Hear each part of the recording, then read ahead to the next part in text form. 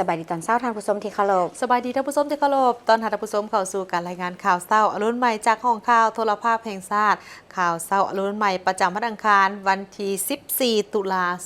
2025ข่าวพักนี้พบกับโฆษกพนักงานสุริพงศ์พร้อมด้วยข้าพเจ้าสุริวัลย์พลเยี่ยมเจ้าสบายดีตอนเช้าสบายตอนเช้าพนักงานเจ้า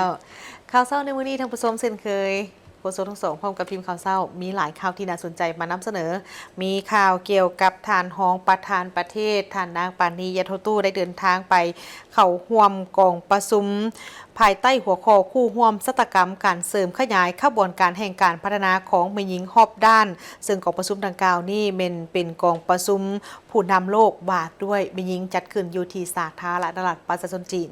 และยังมีข่าวของทางคณะผู้แทนขั้นสูงจากพรรคประชาชนปฏิวัติลาวเข้าร่วมพิธีเฉลิมฉลองวันสร้างตั้งพรรคแรงงานเกาหลีครบรอบ80 ปีอยู่ที่นครหลวงเพียงย่างแต่ว่าทำอีนี้เฮาไปที่ข่าวของทาง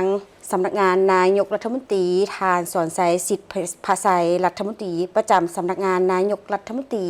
โฆษกรัฐบาลได้แถลงข่าวต่อสื่อมวลชนเกี่ยวกับผลของกองประชุมสมัยสามัญของรัฐบาลประจำเดือนกันยายน2025ว่ากองประชุมดังกล่าวได้ไขขึ้นในตอนเช้าของวันที่9ตุลา2025และอัดลงในตอนบ่ายของวันที่10ตุลา2025ที่สำนักงานนายกรัฐมนตรีภายใต้การเป็นประธานของทานสอนไซศรีพันดรนายกรัฐมนตรีมีบรรดาหองนายกรัฐมนตรีสมาชิกรัฐบาลผู้ต่างหน้ากระทรวงองค์การเข้าร่วมแบบซึ่งหน้าการนำของนครหลวงเวียงจันทน์และบรรดาแขวงเข้าร่วมผ่านกองประชุมระบบทางไกลเพื่อรับฟังและประกอบคำเห็นต่อการรายงานสภาพพ้นเด่นประจำเดือนกันยาและทิศทางแผนเวียกจุดสุมประจำเดือนตุลา2025กองประชุมครั้งนี้ได้พร้อมกันค้นคว้าปรึกษาหารือประกอบคำเห็นและพิจารณาหับห้องเอาบรรดาหัวข้อสำคัญคือสรุปเวียกงานพ้นเด่นประจำเดือนกันยาและทิศทางแผนการประจำเดือนตุลา2025ของรัฐบาลรายงานสภาพพ้นเด่นเวียกงานป้องกันชาติป้องกันความสงบและการต่างประเทศตีราคาการจัดตั้งปฏิบัติแผนพัฒนาเศรษฐกิจสังคมแผนงบประมาณประจำปี2025และทิศทางแผนการปี2026และสรุปตีราคาการจัดตั้งปฏิบัติวาระแห่งชาติว่าด้วยการแก้ไขความยุ่งยากทางด้านเศรษฐกิจการเงินตีราคาการจัดตั้งปฏิบัติแผนเงินตราประจำปี2025และทิศทางแผนการปี2026และรายงานการจัดตั้งปฏิบัติวาระแห่งชาติว่าด้วยการแก้ไขปัญหายาเสพติดในนั้นต่อการสรุปเวียกงานพ้นเด่นประจำเดือนกันยา2025กองประชุมได้ตีราคาถึงแม้นว่าสภาพการสากลและภาคพื้นยังสืบต่อพันแปรไปอย่างซับซ้อนและคาดเดาได้ยากบวกกับสภาพภายในประเทศถูกผลกระทบจากพายุมีฝนตกหนักเฮ็ดให้น้ำท่วมน้ำไหลสู่ส่งผลกระทบต่อ10แขวง34เมือง131บ้าน632ครัวเรือน 17,200 กว่าคนมีผู้เสียชีวิต4คนและสูญหาย4คนต่อสภาพดังกล่าวรัฐบาลก็ได้ฮีบห้อนมอบหมายความรับผิดชอบให้สมาชิกรัฐบาลและคณะกรรมการคุ้มครองภัยพิบัติขั้นศูนย์กลางลงติดตามช่วยเหลือแก้ไขฉุกเฉินเบื้องต้นอยู่บางพื้นที่ตัวจริงให้ทันสภาพการอันสำคัญแม่นเพื่อเหตุให้การฟื้นฟูผลกระทบดังกล่าวให้กลับคืนสู่สภาพปกติโดยไว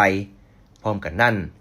รัฐบาลก็ได้สุ่มใส่จะตั้งปฏิบัติบรรดาเวียกจุดสุมและมาตรการที่กำหนดไว้มีผลสำเร็จหลายด้านเป็นต้นทั่วประเทศสืบต่อรักษาได้เสถียรภาพทางด้านการเมืองอย่างนักแน่นสังคมมีความสงบและเป็นระเบียบเรียบร้อยโดยพื้นฐานสามารถจัดเก็บรายรับเข้างบประมาณได้ 54,330 ตื้อกีบเท่ากับ80ส่วนห้อยของแผนปีเทียบใส่ระยะเดียวกันของปีผ่านมาแม่นเพิ่มขึ้น30ส่วนห้อยการปฏิบัติแผนรายจ่ายได้ 43,887 ตื้อกีบเท่ากับ61ส่วนห้อยของแผนหมดปีการควบคุมอัตราเงินเฟ้อลดลงจาก5ส่วนห้อยในเดือนสิงหาเป็น 4.5 ส่วนห้อยในเดือนกันยาสามารถเพิ่มคลังสำรองเงินตราต่างประเทศกุ้มการนำเข้า 4.99 เดือนสามารถชำระหนี้สินภายในและต่างประเทศได้ตามข้อผูกพันสัญญาได้สุ่มใส่ปฏิบัติมาตรการด้านการค้าโดยเฉพาะการคุ้มครองราคาสินค้าคุ้มครองการนำเข้าสำหรับการผลิตกสิกรรมเป็นสินค้าแม่นสุ่มใส่ผลิตพืชสินค้าฤดูฝนซึ่งภายในเดือนสามารถส่งออกพืชและผลิตภัณฑ์พืชเป็นต้นหมากกล้วยมันต้นแห้ง แป้งมันต้น กาแฟและสาลีได้ 2.4 แสนต้น มูลค่า 73.5 ล้านดอลลาร์ ส่งออกสัตว์และผลิตภัณฑ์สัตว์ได้ 5.7 แสนดอลลาร์ ซึ่งมูลค่าการส่งออกสินค้ากสิกรรม 9 เดือนต้นปีปฏิบัติได้ 1.3 ล้านกว่าดอลลาร์ เท่ากับ 87 ส่วนห้อยของแผนการปี ได้สืบต่อสุกยู่ติดตามกวดกาและปรึกษาหารือเกี่ยวกับวิธีการและมาตรการในการปรับปรุงและก่อสร้างพื้นฐานโครงสร้างในขอบเขตทั่วประเทศให้มีความคืบหน้าไวขึ้นโดยเฉพาะโครงการที่กำลังจะตั้งปฏิบัติโครงการฟื้นฟูทางหลวงที่เปเพและได้รับผลกระทบจากภัยธรรมชาติได้แก้ไขปัญหาการขาดแคลนครูสอนได้โดยพื้นฐานและการปะลาการเรียนตามนโยบายในมติ 09/ลบได้สุ่มใส่กะเกี่ยมความพร้อมด้านต่างๆให้แก่งานมหกรรมกีฬาแห่งชาติครั้งที่ 12 งานมหกรรมกีฬาคนพิการแห่งชาติครั้งที่ 4 งานบุญนมัสการพระธาตุหลวงการเฉลิมฉลองวันสถาปนาสาธารณรัฐประชาธิปไตยประชาชนลาวครบรอบ 50 ปี ได้เอาใจใส่เคลื่อนไหวเรียกงานการต่างประเทศอย่างมีไหวพริบโดยสำเร็จกะเกี่ยมและอำนวยความสะดวกให้แก่การเคลื่อนไหวเยี่ยมยามบรรดาประเทศเพื่อนมิตรและเข้าร่วมบรรดากองประชุมสากลของการน้ำขั้นสูงของภาครัฐต้อนรับการมาเยี่ยมยามรัฐกิจเยี่ยมยามทั้งการของผู้นำประเทศเพื่อนมิตรและองค์การจัดตั้งสากลอยู่สาธารณรัฐประชาธิปไตยประชาชนลาวบวกกับสภาพภายในประเทศถูกผลกระทบจากพายุที่มีฝนตกหนักเฮ็ดให้น้ำท่วมน้ำไหลส่งผลกระทบต่อ10แขวง34เมือง131บ้าน632ครอบครัว 17,202 คนมีผู้เสียชีวิต4คนและสูญหาย4คนต่อกับสภาพดังกล่าวรัฐบาลก็ได้ฮีบห้อนมอบหมายความรับผิดชอบให้สมาชิกรัฐบาลและคณะกรรมการคุ้มครองภัยพิบัติขั้นศูนย์กลางลงติดตามช่วยเหลือแก้ไขฉุกเฉินเบื้องต้นอยู่บางพื้นที่ตัวจริงให้ทันสภาพการอันสำคัญแม่นเพื่อเฮ็ดให้การฟื้นฟูผลกระทบดังกล่าวให้กลับคืนสู่สภาพปกติโดยไวพร้อมกันนั้นรัฐบาลก็ได้สุ่มใส่การจัดตั้งปฏิบัติเวียกงานจุดสุมและมาตรการที่กำหนดไว้มีผลสำเร็จหลายด้านเป็นต้นทั่วประเทศสืบต่อรักษาเสถียรภาพทางด้านการเมืองอย่างหนักแน่นสังคมมีความสงบและเป็นระเบียบเรียบร้อยโดยพื้นฐานสามารถจัดเก็บรายรับเข้างบประมาณได้ 54,330 ตื้อกีบเท่ากับ 80% ของแผนการปีเทียบใส่ระยะเดียวกันของปีผ่านมาเพิ่มขึ้น 30% การปฏิบัติเวียกงานรายจ่ายได้ 34,887 ตื้อกีบเท่ากับ 61% ของแผนการปีการควบคุมเงินเฟ้อลดลงจาก 5% ในเดือนสิงหาเป็น 4.5% ในเดือนกันยาสามารถเพิ่มคลังสำรองเงินตราต่างประเทศกุ้มการนำเข้า 4.9 เดือนสามารถชำระหนี้สินภายในและต่างประเทศได้ตามข้อผูกพันสัญญาซุ่มใส่การปฏิบัติมาตรการด้านการค้าโดยเฉพาะการคุ้มครองราคาสินค้าการคุ้มครองการนำเข้าและการส่งออกสินค้าได้เอาใจใส่ติดตามกวดกาสินค้าในท้องตลาดเป็นต้นข้าวสารเหนียวข้าวสารเจ้าซีนหมูไข่ไก่พันธุ์และอื่นๆสืบต่อจัดตั้งปฏิบัติมติ 165 เกี่ยวกับนโยบายสุขยุส่งเสริมการก่อสร้างซ่อมแปลงเส้นทางในระยะใหม่ก็คือมติ 10 ของรัฐบาลในนั้นให้ฮีบห้อนแก้ไขฟื้นฟูซ่อมแปลงเส้นทางต่างๆที่ได้รับผลกระทบจากภัยพิบัติให้สามารถนำใช้ได้อย่างเป็นปกติสืบต่อสุ่มใส่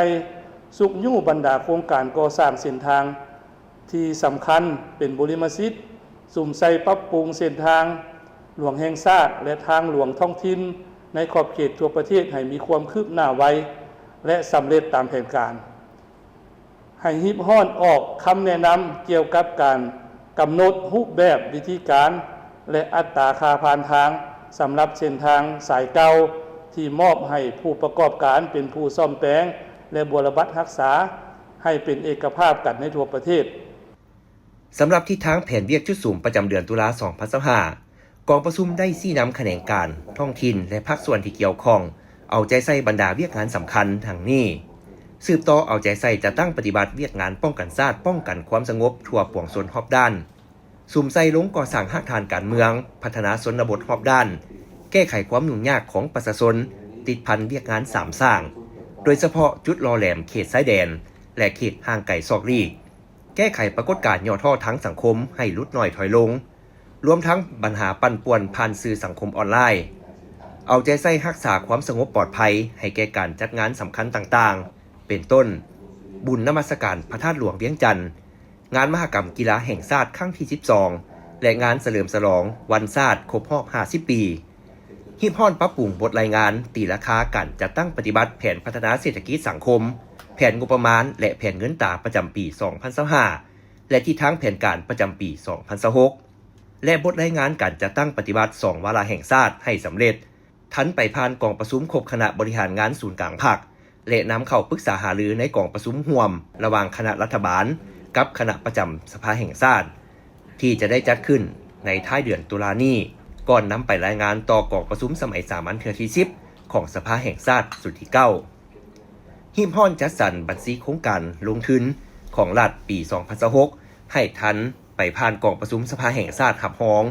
และสามารถเริ่มจัดตั้งปฏิบัติแต่เดือนมังกร 2026โดยเฉพาะโครงการปรับปรุงและซ่อมแปลงเส้นทางแม่นให้ได้เริ่มปฏิบัติแต่ท้ายปี 2025สืบต่อค้นคว้านโยบายเพิ่มเงินเดือนและเงินอุดหนุนให้แก่พนักงานราชการทหารตำรวจในปี 2026เป็นต้นไปสืบต่อสุ่มใส่ปฏิบัติบรรดามาตรการแก้ไขความยุ่งยากทางด้านเศรษฐกิจการเงินของคณะเฉพาะกิจ 19 ทับกมสพตามแผนเวียกจุดสุ่ม6 เดือนท้ายปี 2025โดยเฉพาะมาตรการคุ้มครองอัตราแลกเปลี่ยนเงินตรามาตรการแก้ไขหนี้สินและมาตรการจำกัดการนำเข้าสินค้าฟุ่มเฟือยสินค้าที่ผลิตได้ภายในสืบต่อสุ่มใส่กวดกาและประเมินบรรดาโครงการแห่ธาตุที่ได้อนุมัติผ่านมาให้สำเร็จไว้โครงการใดมีความคืบหน้าช้ามีผลกระทบต่อสิ่งแวดล้อมและสังคมหรือยังข้างสำหรับพันธะต่างๆให้รัฐแม่นให้ดำเนินขั้นตอนการยกเลิกและถอนโครงการคืนสุ่มใส่แก้ไขผลกระทบจากภัยพิบัติในฤดูฝนโดยเฉพาะท้องถิ่นที่ได้รับผลกระทบหนักพร้อมทั้งเอาใจใส่การโฆษณาเผยแพร่ให้ประชาชนเข้าใจระบบการเฮ็ดเวียกของรัฐบาลก็คือคณะรับผิดชอบผ่านหลายสื่อหลายรูปการเอาใจใส่การบริหารจัดการปริมาณน้ำอยู่แต่ละเขื่อนไฟฟ้าและอ่างเก็บน้ำชลประทานโดยทอดถอนบทเรียนผ่านมาเพื่อลดผ่อนความเสี่ยงต่างๆให้กระทรวงแรงงานและสวัสดิการสังคมสมทบกับกระทรวงอุตสาหกรรมและการค้าและกระทรวงศึกษาธิการและกีฬาที่ตามสุกยู่การเคลื่อนไหวการสร้างสีมือและการสนองแรงงานอยู่บรรดาเขตเศรษฐกิจพิเศษและเขตนิคมอุตสาหกรรมบนพื้นฐานถูกต้องตามกฎหมายและสอดคล้องกับความเรียกร้องต้องการตัวจริงสืบต่อการเกี่ยมความพร้อมรอบด้านเพื่อเฉลิมฉลองวันสำคัญของภาครัฐและงานบุญประเพณีต่างๆเช่นวันสถาปนาสาธารณรัฐประชาธิปไตยประชาชนลาวครบรอบ50 ปีวันคล้ายวันเกิดประธานไกรสอนพรหมวิหารครบรอบ105 ปีงานบุญนมัสการพระธาตุหลวงเวียงจันทร์และงานมหกรรมกีฬาที่จัดขึ้นอยู่นครหลวงเวียงจันทร์โดยเฉพาะการจัดสรรเส้นทางสัญจรการจัดกิจกรรมปีนอ้อมของแต่ละงานให้มีความเหมาะสมรวมทั้งแผนการรักษาความสะอาดอนามัยสิ่งเศษเหลืออยู่ตามสถานที่ภายหลังจัดงานเพื่อบ่ให้มีห่างเสียงบ่ดีสืบต่อจะตั้งปฏิบัติมติ165ทับสพสเกี่ยวกับนโยบายสุขยู่ส่งเสริมการก่อสร้างและซ่อมแปลงทางในระยะใหม่ก็คือมติ10ทับลบในนั่นให้ฮีบฮ้อนแก้ไขฟื้นฟูซ่อมแปลงเส้นทางต่างๆที่ได้รับผลกระทบจากภัยพิบัติให้สามารถนำใช้ได้อย่างเป็นปกติสืบต่อสุ่มใส่สุกยู่บรรดาโครงการก่อสร้างเส้นทางที่สำคัญบุริมสิทธิ์สุ่มใส่ปรับปรุงซ่อมแปลงเส้นทางหลวงแห่งชาติและทางหลวงท้องถิ่นในขอบเขตทั่วประเทศให้มีความคืบหน้าและสำเร็จตามแผนให้ฮีบฮ้อนออกคำแนะนำเกี่ยวกับการกำหนดรูปแบบวิธีการและอัตราค่าผ่านทางสำหรับเส้นทางสายเก่าที่มอบให้ผู้ประกอบการเป็นผู้ซ่อมแปลงและบรบัตรรักษาให้เป็นเอกภาพกันทั่วประเทศติดตามและสุกยู่โครงการก่อสร้างทางด่วนโดยเฉพาะทางด่วนเวียงจันทน์ฮานอยส่วนที่2ที่ได้อนุมัติให้เซ็นสัญญาสัมปทานแล้วและสืบต่อเจรจาสัญญาสัมปทานส่วนที่1ที่ยังบ่ทันเป็นเอกภาพสืบต่อพันขยายผลการไปเยี่ยมยามต่างประเทศของการนำขั้นสูงของภาครัฐ กาเกี่ยมให้แก่การนำขั้นสูงของภาครัฐเดินทางไปเคลื่อนไหวเยี่ยมยามและเฮ็ดเวียกอยู่ต่างประเทศและต้อนรับบรรดาแขกต่างประเทศที่มาเยี่ยมยามทางการให้ดีส่วนบรรดาบทรายงานเป็นต้นสภาพพ้นเด่นเวียกการป้องกันชาติป้องกันความสงบและการต่างประเทศตีราคาการจัดตั้งปฏิบัติแผนพัฒนาเศรษฐกิจสังคมแผนงบประมาณประจำปี 2025และทิศทางแผนการปี 2026และสรุปตีราคาการจัดตั้งปฏิบัติวาระแห่งชาติว่าด้วยการแก้ไขความยุ่งยากทางด้านเศรษฐกิจการเงินตีราคาการจัดตั้งปฏิบัติแผนขึ้นตาประจำปี 2025และทิศทางแผนการปี 2026และรายงานการจัดตั้งปฏิบัติวาระแห่งชาติว่าด้วยการแก้ไขปัญหายาเสพติดกองประชุมได้ชี้นำภาคส่วนเกี่ยวข้องไปปรับปรุงตามความเห็นของสมาชิกรัฐบาลโดยเฉพาะการกำหนดทิศทางแผนการในต่อหน้าให้ละเอียดจะแจ้งครบถ้วนแท้ตัวจริงลงเลิกกาเกี่ยมความพร้อมรับมือต่อสภาพความเสี่ยงและท่าเอียงต่างๆที่อาจเกิดขึ้นรับประกันการจัดตั้งปฏิบัติมีความว่องไวทันการมีประสิทธิภาพและประสิทธิผลทั้งสามารถแก้ไขได้บรรดาข้อคงค้างและห่างเสียงบดีต่างๆในโครงเขียนเรียกงานดังกล่าวกองประชุมพิจารณาการรายงานสภาพการแก้ไขเส้นทางรถเมล์ด่วน BRT แผนกาเกี่ยมงานบุญนมัสการพระธาตุหลวงการมหกรรมกีฬาแห่งชาติครั้งที่ 12การกาเกี่ยมเฉลิมฉลองวันชาติที่ 2 ธันวาคมครบรอบ50 ปีและห่างแผนการจะตั้งปฏิบัติข้อเสนอแนะของคณะกรรมการสิทธิคนพิการสหประชาชาติที่มีต่อสาธารณรัฐประชาธิปไตยประชาชนลาว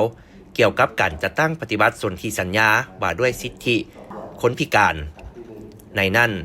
ต่อการแก้ไขปัญหาเส้นทางรถเมล์ด่วน BRT กองประชุมได้ชี้นำให้กระทรวงโยธาธิการและขนส่งสมทบกับนครหลวงเวียงจันทร์จัดกองประชุมปรึกษาหารือร่วมกับภาคส่วนที่เกี่ยวข้อง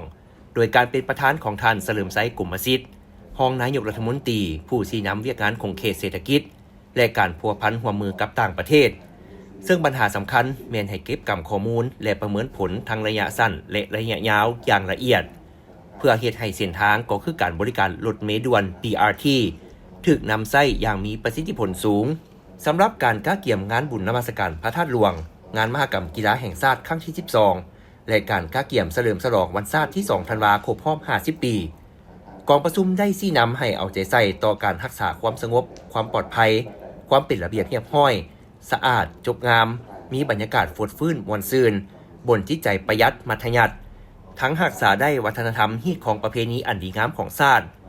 ส่วนทางแผนการจะตั้งปฏิบัติข้อเสนอแนะของคณะกรรมการสิทธิคนพิการสหประชาชาติที่มีต่อสาธารณรัฐประชาธิปไตยประชาชนลาวเกี่ยวกับการจัดตั้งปฏิบัติสนธิสัญญาว่าด้วยสิทธิคนพิการกองประชุมได้ชี้นำให้กำหนดครบถ้วนและละเอียดจะแจ้งต่อบรรดาพันธะของสาธารณรัฐประชาธิปไตยประชาชนลาวในเวียกงานดังกล่าวรวมทั้งแผนงบประมาณรับใช้เวียกงานดังกล่าวให้สอดคล้องกับตัวจริง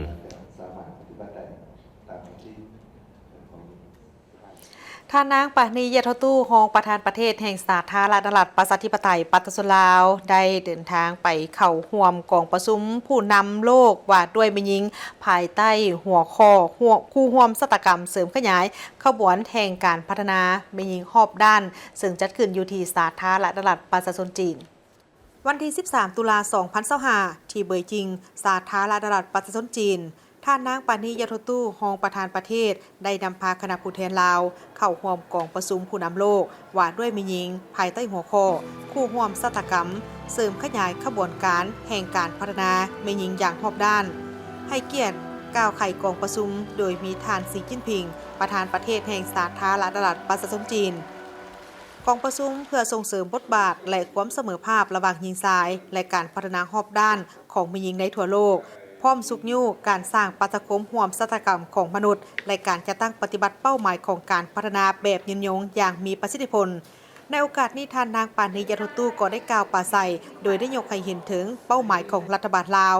ความสุ่มใส่เพื่อแนะใส่เหตุให้แม่หญิงสามารถได้รับการพัฒนาอย่างรอบด้านและยืนยงแม่หญิงลาวกวมเอาอัตราส่วนหลายกว่า52ส่วนห้อยของพลเมืองทั้งหมดได้กลายเป็นกำลังแห่งสำคัญประกอบส่วนเข้าในการพัฒนาชนบทและแก้ไขความทุกข์ยากก็คือการพัฒนาเศรษฐกิจสังคมแห่งชาติให้มีจังหวะการขยายตัวอย่างต่อเนื่องชีวิตการเป็นอยู่ของประชาชนลาวในนั้นแม่หญิงซึ่งเป็นแม่เป็นเมียได้เป็นเสาค้ำที่สำคัญในครอบครัวก็นับได้รับการยกสูงดีขึ้น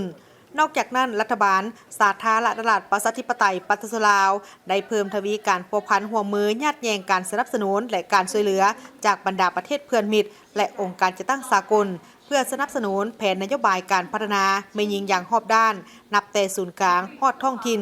ซึ่งได้นำเอาผลประโยชน์ตัวจริงมาให้ประชาชนลาวเบ้ารวมเบ้าเฉพาะแมนไม่ยิงลาวถูกสั้นคนเคียงคู่กับผลสำเร็จที่กล่าวมานั้นรัฐบาลสาธารณรัฐประชาธิปไตยประชาชนลาวยังประสบกับสิ่งท้าทายหลายอย่างที่พร้อมส่งผลกระทบต่อกับการดำรงชีวิตของประชาชนโดยเฉพาะแมนไม่ยิงและเด็ก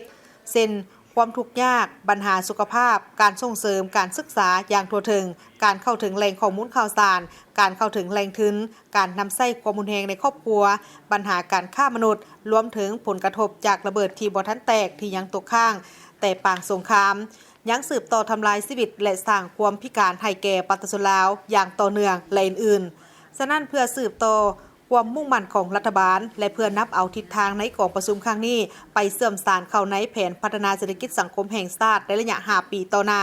รัฐบาลลาวจะสุ่มใส่ปลุกระดมทั่วปวงชนลาวเข้าร่วมในการแก้ไขสิ่งท้าทายดังกล่าวเพื่อปกป้องสิทธิและผลประโยชน์อันชอบธรรมของผู้หญิงและเด็กส่งเสริมความก้าวหน้าของผู้หญิงความเสมอภาคหญิงชายให้ทั่วถึงและมีประสิทธิผลโดยปฏิบัติกลไกร่วมมือกับบรรดาประเทศเพื่อนมิตรและองค์การจัดตั้งสากลอย่างใกล้ชิดในโอกาสนี้ต่างนายแก่รัฐบาลและประชาชนลาวขอแสดงความขอบใจมายังรัฐบาลสาธารณรัฐประชาชนจีนบรรดาประเทศเพื่อนมิตรและองค์การจัดตั้งสากลก็คือองค์การจัดตั้งสังคมที่ได้ให้การสนับสนุนและช่วยเหลือการจัดตั้งปฏิบัติแผนนโยบายของรัฐบาลตลอดมาหวังอย่างยิ่งว่าโดยผ่านกองประชุมผู้นำโลกว่าด้วยไม่ยิงในครั้งนี้จะสืบต่อพัวพันหัวมือและสร้างคู่ร่วมชะตากรรมเพื่อพัฒนาไม่ยิงอย่างรอบด้าน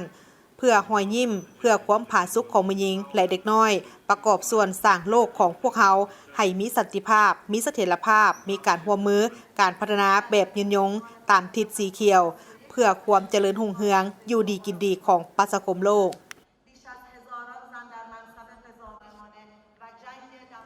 คณะผู้แทนขั้นสูงจากพรรคประชาชนปฏิวัติลาวเข้าร่วมพิธีเฉลิมฉลองวันสร้างตั้งพรรคแรงงานเกาหลีครบรอบ 80 ปี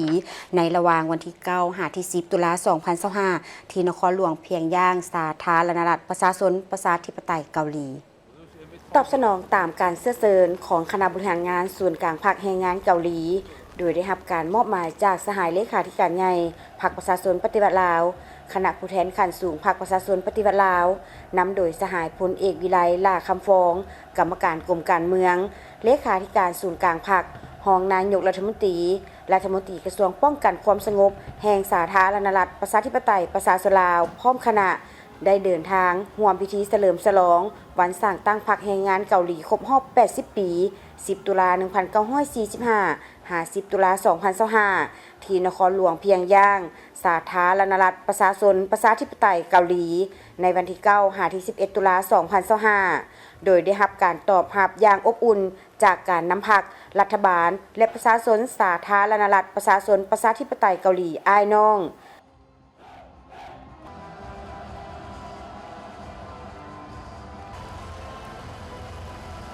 ในระยะการเคลื่อนไหวอยู่สาธารณรัฐประชาชนประชาธิปไตยเกาหลีครั้งนี้ในตอนแรงวันที่ 10 ตุลาคม 2025 สหายพลเอกวิไลล่าคำฟองพร้อมคณะได้เข้าร่วมพิธีชุมนุมสวนสนามเฉลิมฉลองวันสร้างตั้งพรรคแรงงานเกาหลีครบรอบ 80 ปีอย่างยิ่งใหญ่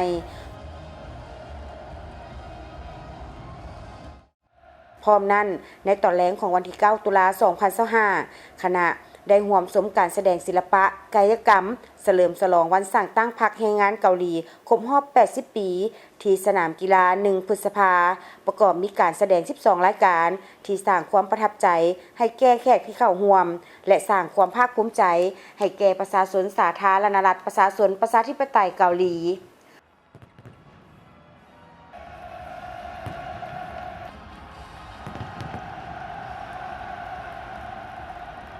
โอกาสนี้สหายพลเอกวิไลล่าคำฟองพร้อมด้วยคณะได้เยี่ยมชมสถานที่ทางประวัติศาสตร์วัฒนธรรมและเศรษฐกิจจำนวนหนึ่งเป็นต้นแมนเยี่ยมชมบ้านมันเกียงแด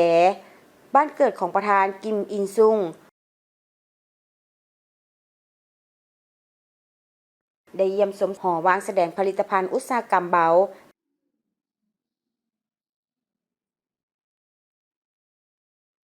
และเยี่ยมชมหอพิพิธภัณฑ์ประวัติศาสตร์ไซสนะสงครามปลดปล่อยปิติภูมิ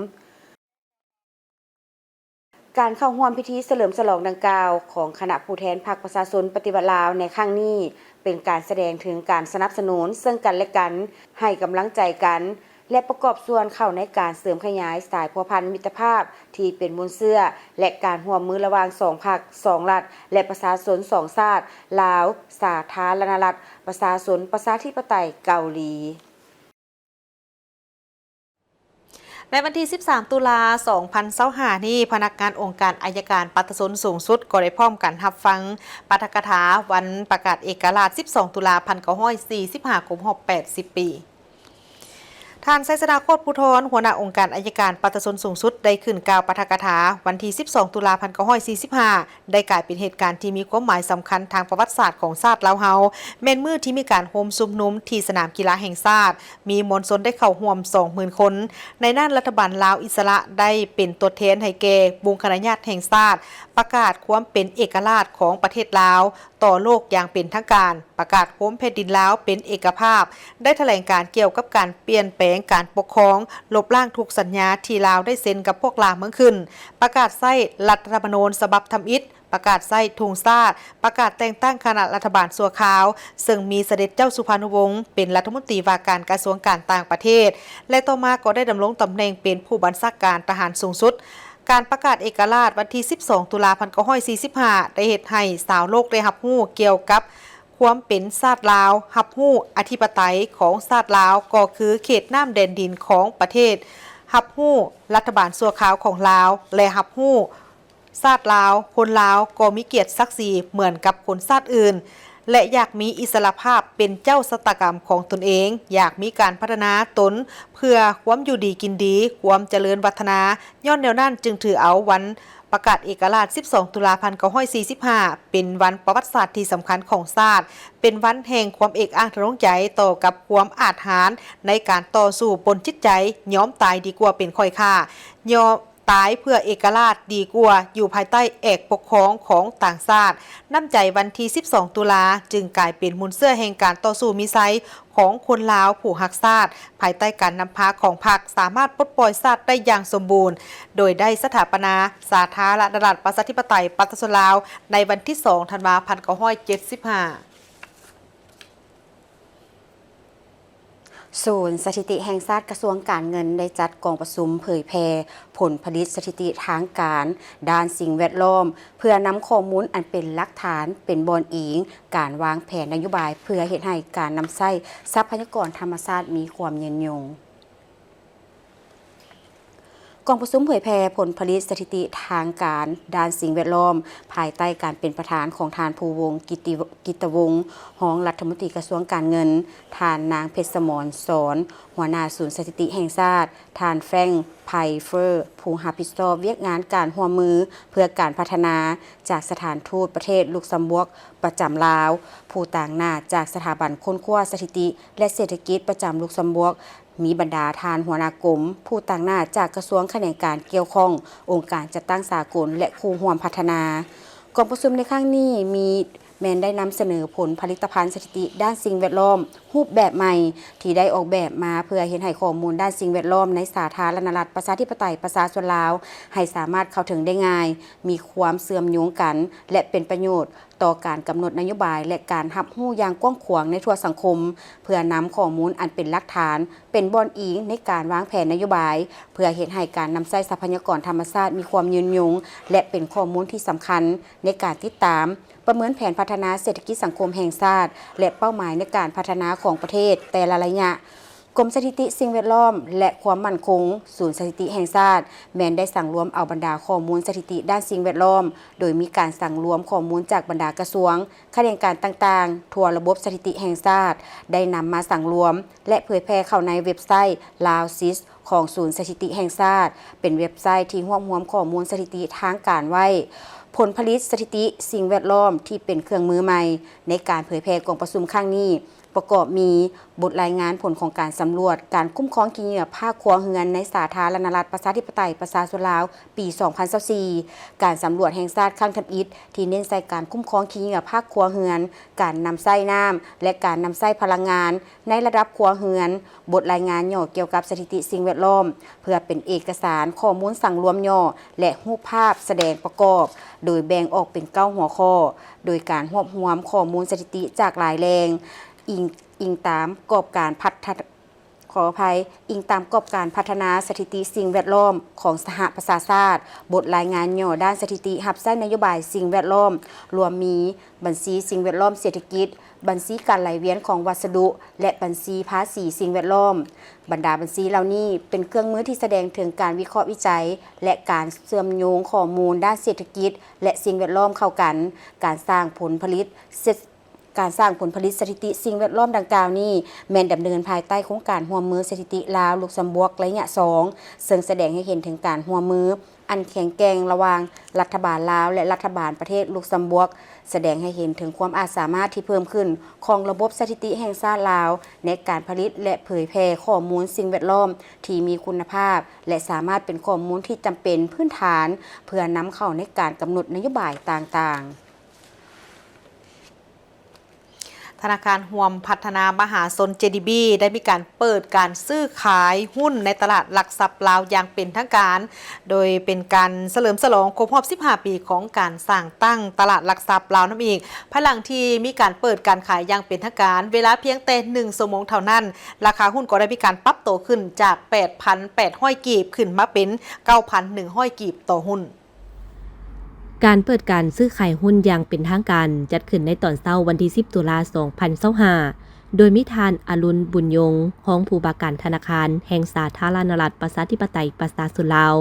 ทานเอกพันธ์ ภาพิทักษ์ประธานผู้ถือหุ้น JDB พร้อมด้วยบรรดาผู้ต่างหน้าองค์การจัดตั้งที่เกี่ยวข้องและบรรดาบริษัทหลักทรัพย์บริษัทจดทะเบียนผู้ลงทุนเข้าร่วมธนาคารรวมพัฒนามหาชนได้เปิดการซื้อขายหุ้นอย่างเป็นทางการภายหลังประสบผลสำเร็จในการออกจำหน่ายหุ้นให้แก่มวลชนคั่งทำอิฐจำนวน 75,333,900 หุ้นราคา 8,800 กีบต่อหุ้นและสามารถระดมทุนได้656ตึกกว่ากีบหรือประมาณ$30 ล้านสหรัฐล่าสุดการเปิดขายหุ้นคั่งทำอิฐของ JDB ในตอนเช้าวันที่ 10 ตุลาคม 2025 เฮ็ดให้ราคาปรับตัวเพิ่มขึ้นจากราคา 8,800 กีบต่อหุ้นขึ้นเป็น 9,100 กีบต่อหุ้นส่งผลให้ภาพรวมของธุรกิจและผู้ซื้อหุ้นมีกำไรเพิ่มขึ้นหลายสมควรท่านสาคร ยงพันไซผู้อำนวยการใหญ่ธนาคารรวมพัฒนามหาชนได้กล่าวว่า JDB เป็นธนาคารธุรกิจเอกชนที่นำหน้าในสาธารณรัฐประชาธิปไตยประชาชนลาวได้สำเร็จการออกจำหน่ายหุ้นที่มีขนาดใหญ่ในตลาดหลักทรัพย์ลาวเป็นการสะท้อนให้เห็นถึงความไว้วางใจของตลาดต่อ JDB และทั้งเป็นบาทก้าวใหม่ที่แสดงให้เห็นถึงการเปิดกว้างและก้าวเป็นทันสมัยในระดับหนึ่งของระบบการเงินของประเทศท่านเสี่ยวสวัสดิ์ธีรกุลอำนวยการใหญ่ตลาดหลักทรัพย์ลาวได้กล่าวถึงว่าภายหลัง JDB เข้าจดทะเบียนในตลาดหลักทรัพย์ลาวปัจจุบันตลาดหลักทรัพย์ลาวมีบริษัทจดทะเบียนเพิ่มขึ้นรวมทั้งหมด12บริษัท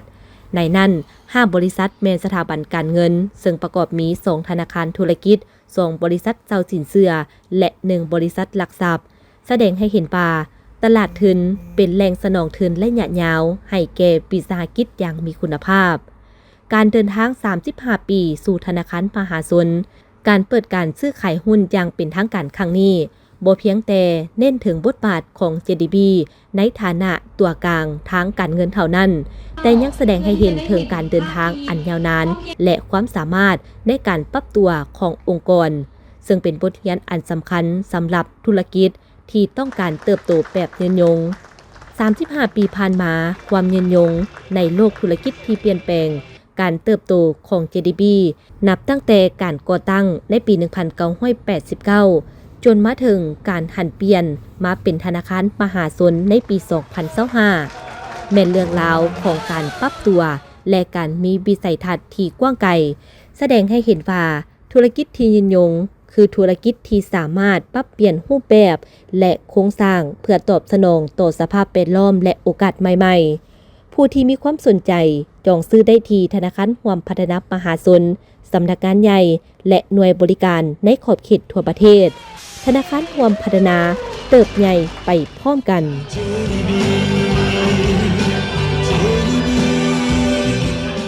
ท่านผู้ชมที่เคารพจากนี้ไปนั้นจะพักก่อนหลังจากนั้นกลับมารับชมการรายงานข่าวและอย่างต่อไปตื่มอีก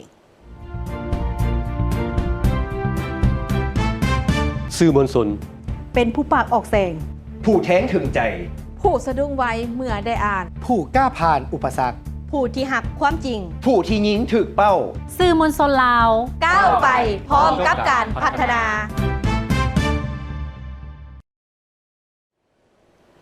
นำท่านผู้ชมเข้าสู่การรายงานข่าวระยะที่2ข่าวระยะนี้ไปติดตามเบิ่งข่าวจากทางท้องถิ่นข่าวทางแขวงหัวพันโดยทางแขวงหัวพันนั้นได้มีการจัดพิธีเฉลิมฉลองวันต้านยาเสพติดแห่งชาติครบรอบ24 ปีเดี๋ยวพิธีได้มีการย่างมาราธอนเพื่อสุขภาพตามเส้นทางภายในเทศบาลแขวงและจัดพิธีเฉลิมฉลองวันต้านยาเสพติดแห่งชาติซึ่งยาเสพติดเป็นภัยอันตรายอย่างร้ายแรงต่อมวลมนุษย์เป็นอุปสรรคกดน่วงทวงดึงการสร้างสรรค์พัฒนาเศรษฐกิจสังคมเป็นบ่อเกิดอาชญากรรมโสราดบังหลวงและยังได้นำเอาความหายนะมาสู่ชีวิตและครอบครัวของผู้ที่ตกเป็นทาสยาเสพติดเพื่อเป็นการสกัดกั้นและต้านยาเสพติดรัฐบาลได้วางนโยบายและประกาศเสนอระเบียบกฎหมายออกนิติกรรมต่างๆตามแต่ละระยะเพื่อสกัดกั้นและต้านยาเสพติดในวันที่12ตุลาปี2001ได้จัดงานโฮมชุมนุมมิตติ้งเพื่อแสดงเจตจำนงที่จะร่วมกันต้านยาเสพติดอย่างเป็นทางการอยู่นครหลวงเวียงจันทน์ก็คือเนือทั่วประเทศและได้ประกาศเอาวันที่12ตุลาของทุกๆปีเป็นวันแห่งชาติต้านยาเสพติดสำหรับเวียงงานสกัดกั้นและต้านยาเสพติดภายในแขวงหัวพันใน1ปีผ่านมาแผนกสกัดกั้นและต้านยาเสพติดสามารถมาคดียาเสพติดได้ทั้งหมด151เรื่องมีผู้ต้องหา203คนยิง10คนเป็นคนต่างประเทศ5คนสามารถยึดได้ของกลางยาบ้า 28,679 เม็ดเฮโรอีน9แท่งและ28ห่อหนัก3กิโล4หวย67กรัมยาฟิน3ห่อหนัก1หวย 85.8 กรัมยาไอ1กิโลยาอี8หวยกรัมเคตามิน1กิโล3หวย71กรัมยาสูบไฟฟ้า13หลอดเบอร์กระทอม4กิโล4หัว26กรัมยาบา 42,159 เม็ดยาฟิน38กิโล5หัว 63.2 กรัมเคตามิน 3.4 กรัมสารโมโนอาเซติโมฟิน3หัว 90 กรัมสารคาเฟอีน 7.5 กรัมและยาสูบไฟฟ้า14หลอดมาจุดทำลายในคณีโดยมีบรรดาท่านหัวหน้าห้องหัวหน้าแผนกการองค์การมือสำเนือพนักงานราชการครูอาจารย์สอนและน้องหน่วยนักเรียนเข้าร่วมเมืองเพียงแขวงไซยบุรีเฉลิมฉลองวันคนพิการแห่งชาติครบรอบ33 ปีและวันสากลผู้อายุสูงครบรอบ26 ปี